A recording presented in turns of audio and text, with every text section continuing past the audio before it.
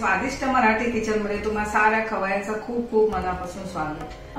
सध्या सणांचे दिवस आहेत, लवकरच आपल्या लाडक्या गणपती बाप्पाचे आगमन होणार आहे। तर त्यासाठी आपण नैवेद्याचे वेगवेगळे आपण पदार्थ बनवतो।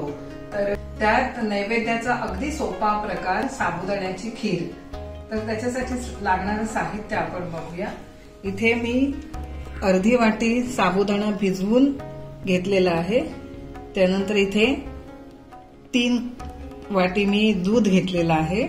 इथे थोडे मी ड्रायफ्रुट्स घेतलेले आहे। ड्रायफ्रुट्स मध्ये काजूचे तुकडे, चारोळी आणि बेदाणे आणि बदाम घेतलेला आहे। इथे मी पाऊण वाटी साखर घेतलेली आहे। इथे दुधामध्ये भिजवून घेतलेलं केशर आहे आणि स्वादासाठी वेलची पूड आणि तूप। आपण प्रत्यक्ष कृतीला सुरुवात। 2 चमचे साजूक तूप घालून घेते। ड्रायफ्रुट्स आहेत ते थोड्या तुपामध्ये आपण परतून घेऊ। आता इथे आपले ड्रायफ्रूट परतून झालेले आहे। त्यातच आता मी भिजवलेला साबुदाणा थोडा वेळ परतून घेते।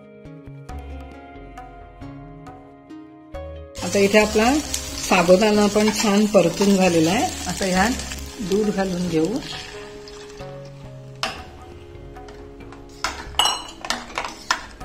या खिरीला छान उकळी काढून घेऊ, म्हणजेच दुधामध्ये हे आपला साबुदाणा छान शिजून येतील।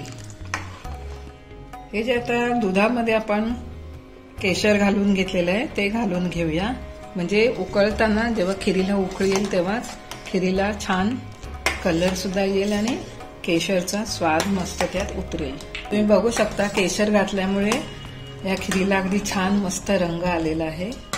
आता ह्यात पाऊण वाटी मी साखर घालते। साखर आपल्या चवीनुसार आपण कमी जास्त, तुम्हाला जर जास्त गोड हवं असेल तर तुम्ही थोडी जास्त साखर घालू शकता। आपण पाऊण वाटी एवढ्या प्रमाणाला अगदी बरोबर आहे। ते छान आपण उकळू दे।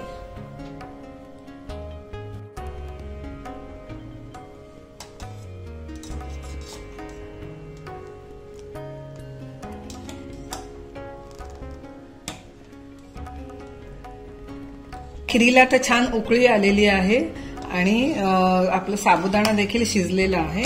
आता ह्यात आपण थोडे बेदाणे घालून घेऊ आणि गॅस बंद करून आपण ह्यात स्वादासाठी वेलची पूड घालून घेऊया।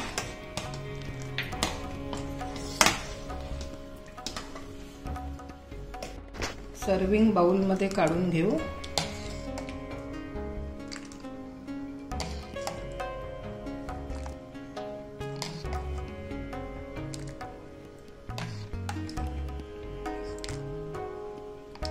मस्त ड्रायफ्रूट आणि केशर असलेली स्वादिष्ट आणि दाटसर साबुदाण्याची खीर नैवेद्यासाठी तयार आहे। ही स्वादिष्ट खीर नक्की घरी करून बघा आणि त्याचा अभिप्राय आम्हाला कळवा आणि आमच्या स्वादिष्ट मराठी किचनला सबस्क्राईब करा, लाईक करा, कमेंट्स करा आणि बेल आयकॉन दाबायला मात्र विसरू नका।